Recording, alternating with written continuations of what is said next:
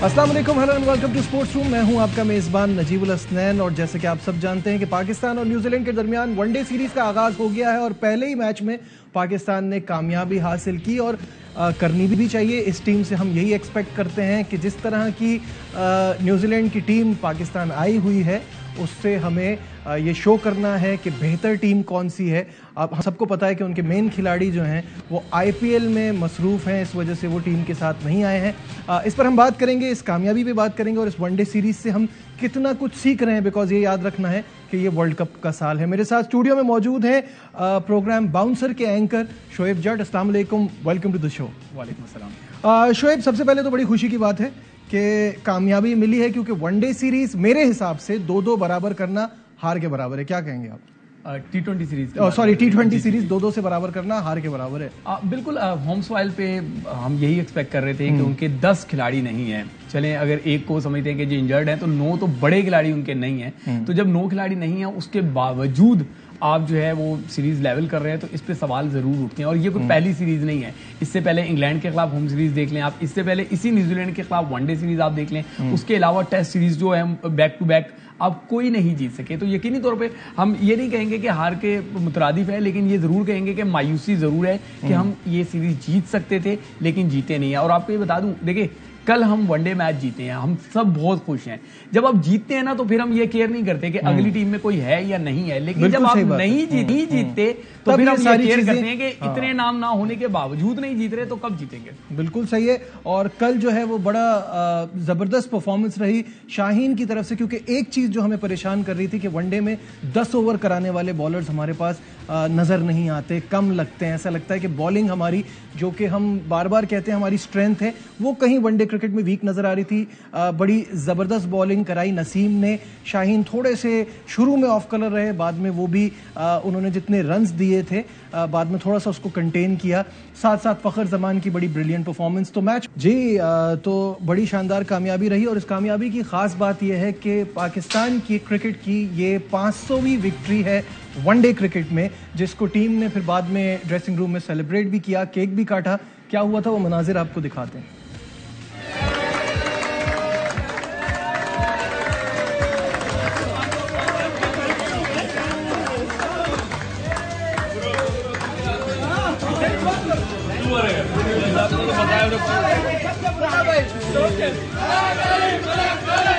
जी शोएब, बड़ी memorable victory रही है ये पहले ही मैच में हमने जो 500वीं जीत अपनी हासिल की है तो ये भी हमेशा याद रहेगी। बिल्कुल जी। और पाकिस्तान तीसरी टीम बन गया है ऑस्ट्रेलिया इंडिया के बाद, और इंडिया ने तो 1000 से ज्यादा मैचेस के लिए गालिबन, अगर मैं गलत नहीं हूँ, पाकिस्तान 949 मैचेस के बाद जो है वो ओडीआई की हम बात कर रहे हैं 500 विक्ट्रीज, एक बड़ा माइलस्टोन है। अभी पीछे बहुत सारी टीमें हैं। अब देखें ना, इंग्लैंड जैसी टीम है, वहां पे न्यूजीलैंड जिससे हम टकरा रहे हैं वो है, जनूबी अफ्रीका है, कई बड़े नाम हैं जिन्होंने अभी ये माइलस्टोन अचीव करना है। तो नो डाउट बहुत ज्यादा खुशी की बात है इंटायर कौम के लिए, पाकिस्तान टीम के लिए, और इंशाल्लाह 500 से 1000 का सफर भी अल्लाह ने चाहा तो जल्द तय करेंगे विक्ट्रीज का। बिल्कुल सही है। अब ये जो सीरीज है इसलिए भी इंपॉर्टेंट है शोएब, क्या ये वर्ल्ड कप का साल है, तो अभी हमें जो खामियां हैं, जो चीज़ें हैं, उसको जल्दी से ट्यून अप करना है। तो क्या लगता है आपको, जिस तरह से ये टीम खेल रही है वर्ल्ड कप में कहाँ खड़ी नजर आती है? देखिए अभी कहना टू अर्ली होगा। 5 मैचेस की सीरीज है, मैं समझता हूं कि 3 मैचेस और होने दें फिर हम बात करेंगे, क्योंकि आप काफी अरसे के बाद जो है वो वनडे खेल रहे हैं। बीच में आप T20 बैक टू बैक खेलते रहे तो बहुत सारी चीजें वहां एक्सपोज हो गई। अब एक चीज जो आपको नजर आई होगी वो यही आई होगी कि बाबर आजम ने कल गालिबन 47 बॉल पे 48 रन बनाए हैं, 48 बॉल पे 47 रन बनाए। तो ये उनका वही रंग नजर आ रहा है जो T20 में होता है। मॉडर्न डे क्रिकेट में आपको बहुत तेज खेलना होता है। कल अच्छी बात है पाकिस्तान जीत गया, लेकिन जिस तरीके से उन्होंने मोमेंटम पकड़ा था, लग रहा था 350 के करीब वो रन बनाएंगे। 106 के स्ट्राइक रेट से बाबर खेले हैं। आई थिंक देखिए, जब आप बाद में बैटिंग कर रहे होते हैं और आपके सामने टारगेट होता है तो उसके हिसाब से, तो मेरे हिसाब से it's a good enough strike rate. और दूसरी बात यह कि पिंडी में जहां प्रॉब्लम हुई वो हुई न्यूजीलैंड से, कि यहाँ पे समवेयर अराउंड 315-320 मिनिमम स्कोर होना चाहिए। और एक पॉइंट पे ऐसा लग रहा था कि 330 तक भी जा सकती है न्यूजीलैंड की टीम, लेकिन पाकिस्तान ने अच्छा कंटेन किया और उसके बाद ऑब्वियसली इतना बड़ा टारगेट नहीं था। बिल्कुल, मैं बाबर पे तनकीद नहीं कर रहा और आपने बिल्कुल सही बात की है कि अच्छी वो टारगेट को जो है वो चेस करने जा रहे थे तो कैलकुलेशन होगी, बड़ी अच्छी बात है कि पाकिस्तान ने किया। लेकिन रिजवान ने जिस तरीके से नीचे से आके खेला तो उसने बता दिया फिनिशर का रोल ऐसा ही होता है कि वो तेज करके प्रेशर नहीं बिल्ड करना होता, जल्दी जल्दी गेम को खत्म करना होता है, तो जल्दी जल्दी उन्होंने गेम खत्म किया। बात बिल्कुल आपकी सही है। नसीम शाह के अलावा अगर आप अपना ओवरऑल बॉलिंग कार्ड देखें, ठीक है उन्होंने आखिर में आके कमबैक कर लिया, लेकिन वहां पे ग्रे एरिया जरूर हैं, क्योंकि आपने वर्ल्ड कप से इस सीरीज को जब कनेक्ट करते हैं तो फिर आपको समझना होगा कि जब आप इंडिया जाएंगे तो वो इंटरटेनिंग क्रिकेट की तरफ लेके जाएंगे, तो वहां तो 300 प्लस मैचेस वहां खड़े होंगे, तो आपकी बॉलिंग का एक इम्तिहान है कि जब विकेट वैसी होगी, ओपोनेंट्स तगड़े होंगे जिन्होंने 300 बनाने ही बनाने हैं, तो आपको वहां ऐसी ही बॉलिंग करनी होगी जैसी नसीम शाह ने की। कल देखे ना, मुझे अच्छे तरीके से याद है, आप और मैं मैच देख रहे थे तो 4 ओवर गालिबन 8 रन थे उनके, तो हम दोनों कह रहे थे कि यार बहुत अच्छा वर्ल्ड क्लास बॉलिंग। तो हमें तमाम को ये करना होगा, शाहीन को अपना रिदम वापस हासिल करना होगा, हारिस रऊफ को बताना होगा कि कंसिस्टेंटली वो परफॉर्म कर सकते हैं। शाहीन लुक्स अ लिटिल क्या कहूंगा, इंजर्ड तो नहीं कहना चाहूंगा, लेकिन फुली फिट नजर नहीं आते। टाइट कह सकते हैं, या आप कह सकते हैं कि मैंने लफ्ज इस्तेमाल किया कि वो उतने रिदम में नहीं है जो रिदम उनका खास है। अच्छा, ये भी हमें समझने की जरूरत है कि वो रिदम हमेशा उनका T20 में नजर आया है, रेयरली होता है कि वनडे में वो नजर आए। आपको ये बात मानना होगी, आपने बड़ा अच्छा शुरू में इंट्रो में ये बात कर दी थी कि अब हमें 50 ओवर की क्रिकेट में बल्लेबाज तो मिल रहे हैं, लेकिन क्या हमारे पास बॉलर हैं जो 10-10 ओवर का अपना कोटा उतनी जान लगा के कर सके। अब T20 में जो बात हो रही है, बहस अब शुरू हो गई है कि हमारे बॉलर्स पहले 2 ओवर में जो होते हैं वो आखिरी 2 ओवर में नजर नहीं आते, तो वो तो 4 ओवर की क्रिकेट है, यहाँ पे 10 ओवर की क्रिकेट है। और एक चीज आपको और मानना होगी, अब शायकीन भी शायद बोर होने लग गए हैं। वसीम अकरम की जो स्टेटमेंट थी कि वनडे क्रिकेट वो कर देनी चाहिए, अब आप देखें कल का मैच आम वनडे की तरह खत्म नहीं हुआ, बड़ा टाइम लगा। उसकी एक वजह शायद ये भी थी कि हाई स्कोरिंग गेम नहीं था, हम बहुत ज्यादा T20 खेलने और देखने लगे हैं, तो इस वजह से ये फीलिंग आ रही है। But on the other hand captain Babar Azam कहते हैं कि सब कुछ प्लान के मुताबिक रहा, नसीम ने शानदार बॉलिंग कराई और बहुत ही जबरदस्त खेले फखर जमान। बाबर का क्या कहना था, ये वो आपको दिखा दें। जब आपके रिस्पॉन्स करते हैं, जो प्लान एग्जीक्यूट होते हैं, तो वो काफ़ी अच्छा लगता है। और जिस तरह नसीम शाह ने अर्ली ऑन जो बॉलिंग की और जो उनको स्ट्रिक किया, कोई लूज बॉल नहीं की, उसके बाद फिर स्पिनर्स ने थोड़ा सा डोमिनेट किया, तो ये ओवरऑल परफॉर्मेंस होती है टीम की। और जिस तरह फ़खर और इमाम ने स्टार्ट अच्छा किया, शो की पार्टनरशिप हुई, वहाँ से मोमेंटम मिला। क्रेडिट देना चाहता हूँ फास्ट बॉलर्स को, जिस तरह हमने स्टिक किया, मिचेल खेला, वो भी आउटस्टैंडिंग इनिंग्स थी और वहाँ पे लग रहा था कि 320 तक जा सकता है। लेते एक छोटा सा कमर्शियल ब्रेक, कहीं मत जाइएगा, विल बी राइट बैक।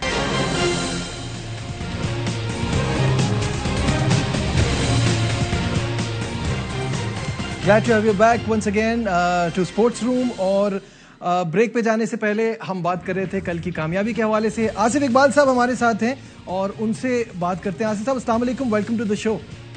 जी अस्सलाम वालेकुम नसीर। आसिफ साहब, कल की कामयाबी पर क्या कहेंगे? और ऑब्वियसली ये पाकिस्तान की वनडे क्रिकेट में 500 विक्ट्री है, और आप कैसा देखते हैं, क्योंकि माजी में एक आपका भी बड़ा अहम किरदार रहा है।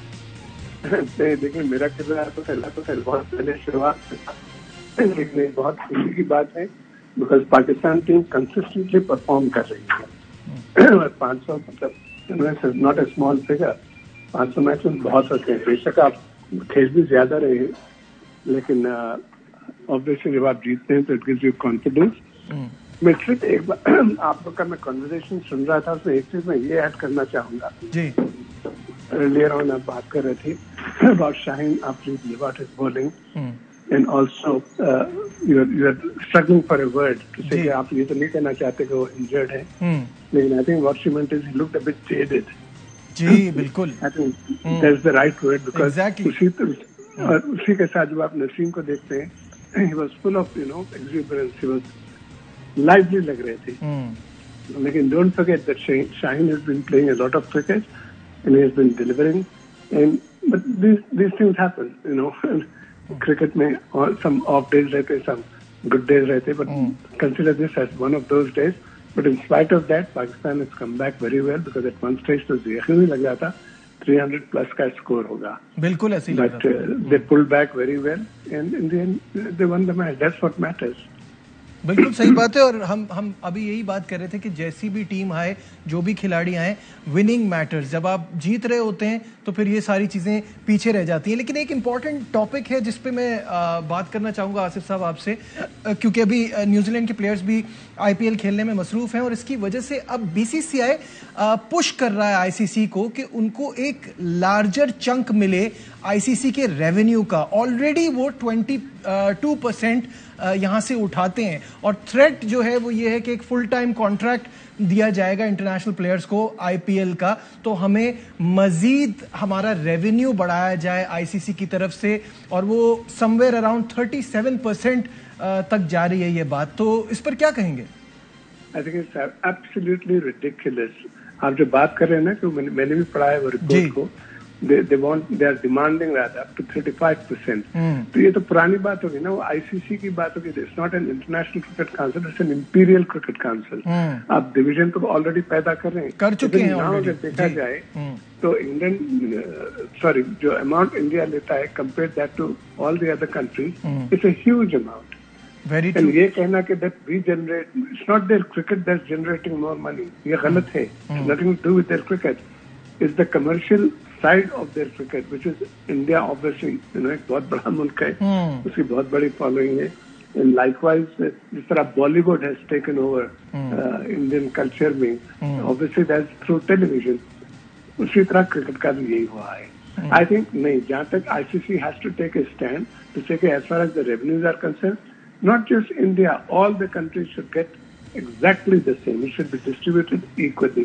जो full members हैं country के, इंडिया को यकीनी तौर पर कुछ एक्स्ट्रा आप दें। जब उनकी सीरीज होती है, if their series, if they are playing against a particular country, my suggestion would be that particular series they should get a bit extra, no matter whether they are playing at home or abroad, because their television rights, they are the ones, or their country rather, is the one that is providing there's huge amounts.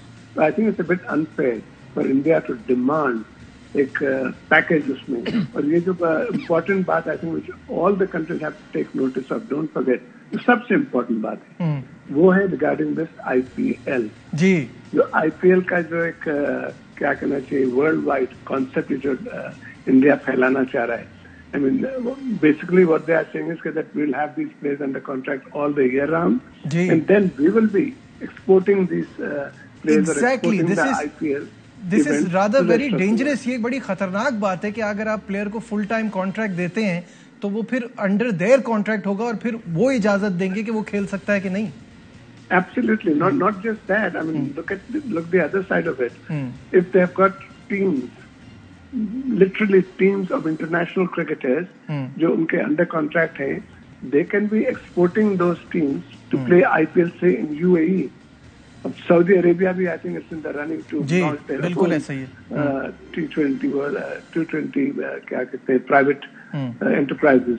तो ये मुल्क जो है, जिस तरह Saudi Arabia ने golf में किया है, जिस तरह सऊदी अरेबिया ने इंडिविजुअल फुटबॉल प्लेयर को जो अमाउंट देकर खरीदे रोनाल्डो को, I mean countries have got money, उसी तरह से इंडिया भी बिहेव कर रहा है। We have got the money and we want our demands to be fulfilled.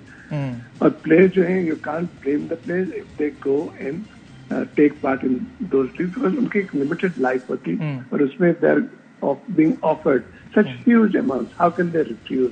I do believe that ICC has a huge role to play in this, in that individual players का। लेकिन जब तक ये test cricket ना खेलें खिलाड़ियां, उनको कोई नहीं जानता, बिकॉज देयर इज एक स्टैंप लग जाता है कि इंटरनेशनली बिल्कुल सही है। What IPL is trying to do is IPL में खेल के वो इंटरनेशनली नोन नहीं होगा, because it's not really official.